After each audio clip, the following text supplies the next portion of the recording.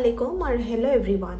মোৰ অন্য এটি ভিডিঅ'লৈ আপোনালোক সকলোকে স্বাগতম জনালোঁ আৰু আজি লৈ আহিছোঁ পনীৰৰ এটা ৰেচিপি আৰু আহক এতিয়া ৰেচিপিটো ষ্টাৰ্ট কৰোঁ। প্ৰথমতে আমি পনীৰখিনি মেৰিনেট কৰিম আৰু মেৰিনেট কৰিবৰ কাৰণে মই বাউল এটা ল'লোঁ আৰু বাউলত লৈছোঁ 2 চামুচ দৈ। এই ডাঙৰ চামুচখনেৰে 2 চামুচ দৈ ল'লোঁ আৰু তাৰপাছত তাত মই দিলোঁ এয়া হ'ল আদাৰ পেষ্ট, তাৰপাছত নহৰু পেষ্ট। আপোনালোকে ইচ্ছা কৰিলে আদা নহৰু একেলগে পেষ্ট বনায়ো দিব পাৰে আৰু মই যিহেতু বেলেগ বেলেগকৈ কৰিছিলোঁ সেইকাৰণে বেলেগ বেলেগকৈ দিলোঁ। তাৰপাছত গৰম মছলা পাউডাৰ দিলোঁ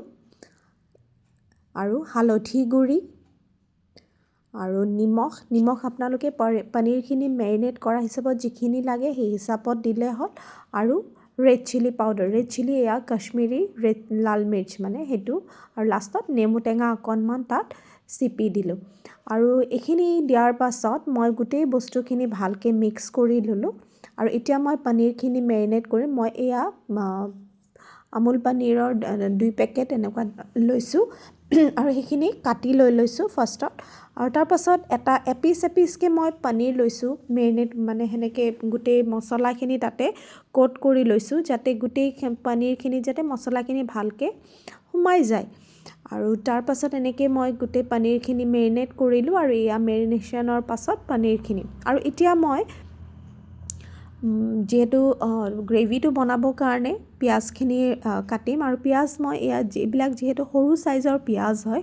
মই 4-5টামান লৈছোঁ আৰু ইফালে কেৰাহী এটা পাতি দিলোঁ আৰু টাৱা এখনো লৈ লৈছোঁ। টাৱাখনত মই পনীৰখিনি ফ্ৰাই কৰিম, আপোনালোকৰ ফ্ৰাইং পেন থাকিলে তাতো কৰিব পাৰে আৰু তাৰপাছত প্ৰথমতে কেৰাহীত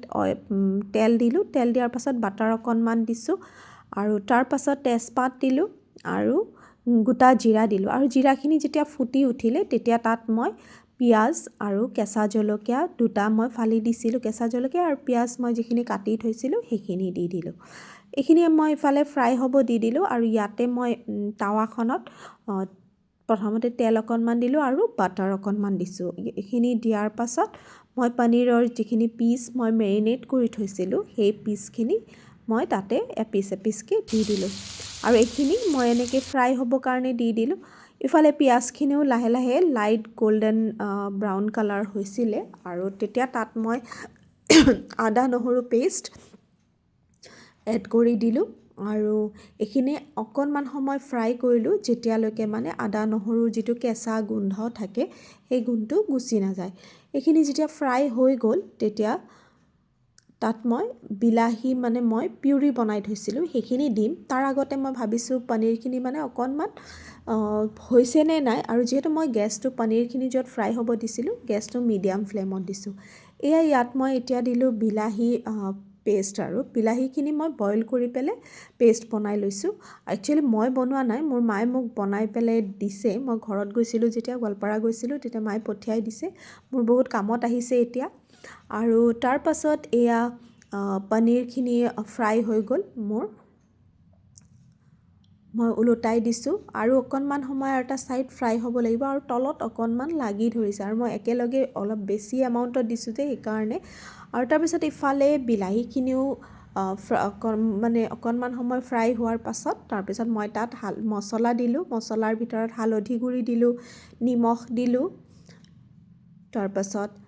এয়া দিছোঁ গৰম মছলা পাউডাৰ, তাৰপাছত দিলোঁ ধনিয়া গুড়ি আৰু এয়া হ'ল জালুকৰ গুড়ি, পেপাৰ পাউডাৰ দিছোঁ আৰু শেষত দিলোঁ এয়া কাশ্মীৰী ৰেড চিলি পাউডাৰ আৰু এইখিনি গোটেইখিনি দিয়াৰ পাছত অলপ সময় মই মছলাখিনি ভুনি ল'লোঁ আৰু বিলাহীখিনিৰ লগত সেইখিনি অলপ সময় ভুনি ল'লোঁ আৰু এইখিনি যেতিয়া অলপমান ভাজা হৈ গ'ল তেতিয়া মই 3 চামুচমান বেচন লৈ সেইখিনি পানীত গুলি পেলাই সেইটো মিক্সচাৰটো তাত দি দিছোঁ। আপোনালোকে কাজুও দিব পাৰে, কাজুৰ পেষ্টো দিব পাৰে। মই বেচন দিলোঁ, বেচন দি পেলাই সেইখিনি ভালকৈ ইয়াত মিক্স কৰি দিছোঁ আৰু এতিয়া মই ইয়াতে পানী এড কৰিম কাৰণ এইখিনি যিহেতু বেচনখিনি দিয়াৰ লগে লগে এইখিনি তলত লাগি যাব ধৰিলে মই কিন্তু একেবাৰতে গোটেইখিনি পানী এড কৰা নাই অকণকৈ পানী এড কৰিছোঁ প্ৰথমতে অকণমান দি ভালকৈ মিক্স কৰি লৈছোঁ একচুৱেলি মিক্সচাৰটো এনেকুৱা হ'ব লাগে যাতে তাতে অকণো লাম্প নাথাকে গোটা গোটা অলপো হৈ নাথাকে তাৰপিছত এনেকৈ লাহে লাহে মই পানী এড কৰি পেলাই সেইখিনি ভালকৈ লৰাই মিক্স কৰি আছোঁ আৰু এইখিনি যেতিয়া ভালকৈ মিক্স হৈ গ'ল তেতিয়া যিখিনি পনীৰ আছিলে সেইখিনি মই তাত দি দিলোঁ ঢালি দিলোঁ পনীৰখিনি এড কৰি দিলোঁ সেই গ্ৰেভিটোত আৰু তাৰপাছত সেইখিনি অলপ সময় অলপ মানে সেইখিনি মিক্স কৰি পেলাই তল ওপৰ কৰি তাত পানী অকণমান দি দিলোঁ আৰু তাৰপাছত মই এই কেৰাহীটোত অলপ সময়ৰ কাৰণে মানে উতল আহিবৰ কাৰণে কেৰাহীটোৰ ঢাকনিখন লগাই দিলোঁ যাতে পনীৰখিনি মানে তৰকাৰীখন উতল আহে তাৰপাছত যেতিয়া এইখিনি উতল আহিলে তাৰপিছত মই সেইখিনি অকণমান লৰাই দিলোঁ আৰু এয়া উতল অহাৰ পিছত এনেকুৱা হৈছে এতিয়া তাত মই অকণমান কাছুৰি মেথি এড কৰি দিছোঁ তাৰপাছত দিছোঁ তাত মই অকণমান গাখীৰটো দিয়া নিদিয়াটো এইটো মানে আপোনালোকৰ ইচ্ছা মই যিহেতু অকণ গাখীৰ দিলে টেষ্টটো বেছি ভাল হয় সেইকাৰণে অলপমান গাখীৰ তাতে দি দিলোঁ আৰু শেষত ধনিয়া পাত অকণমান দি দিছোঁ এইখিনি দি ভালকৈ লৰাই দিলোঁ সেইখিনি মিক্স কৰি দিলোঁ আৰু অলপ সময় কাৰণে সেইখিনি উতল আহিব দিলোঁ আৰু এয়া দেখিছে এইখিনি উতল আহিছে আৰু তাৰপাছত গ্ৰেভিটো এনেকুৱা হৈছে আৰু মোৰ পনীৰৰ ৰেচিপিটো হৈ গ'ল মই এইখিনি লৰাই তাৰপিছত গেছটো অফ কৰি দিলোঁ আৰু এয়া পৰিৱেশন কৰিছোঁ এইটোৱে আছিলে ভিডিঅ'টো যদি ভাল লাগিছে তেতিয়াহ'লে লাইক কমেণ্ট শ্বেয়াৰ কৰি দিব মোৰ পেজখন ফ'ল' কৰি দিব এতিয়ালৈ আহিছোঁ আল্লাহ হাফিজ